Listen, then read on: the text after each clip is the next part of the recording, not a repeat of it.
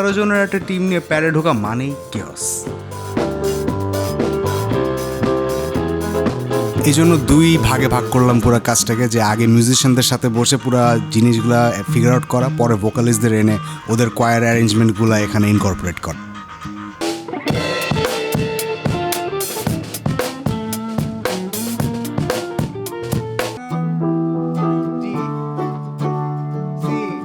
স্টেজে তো মোটামুটি দেখা যায় ফ্ললেসলি বাজাইতেছে মিউজিশিয়ানরা, but this is where the real practice happens.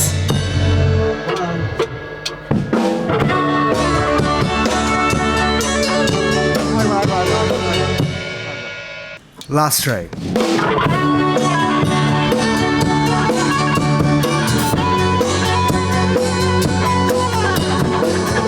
Band set আপে কাজ করার সবচেয়ে বেস্ট ব্যাপারটা হচ্ছে যে আপনার একা সব চিন্তা করা লাগতেছে না, সবাই মিলে এখানে মাথা খাটাইতেছে।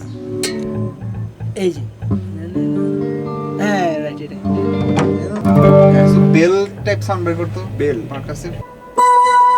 এটা এটা তো না, মানে লাইক লিটারালি কলিং বেল যেরকম সাউন্ড, অথবা বেলে বাড়ি মারলে যে সাউন্ড।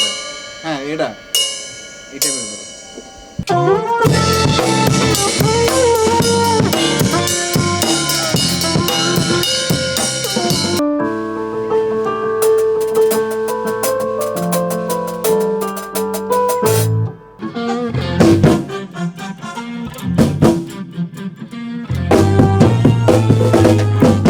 প্যাডে কিন্তু আমরা একটা ম্যামথ টাস্ক নিয়ে আসছি। 12টা গানের রিঅ্যারেঞ্জমেন্ট প্লাস 5টা গান ডিসাইড করছি আমরা কোয়ারের অ্যারেঞ্জমেন্ট।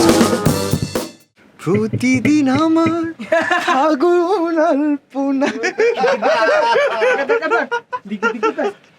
হঠাৎ মেটাল গোর গ্রাইন্ডার থেকে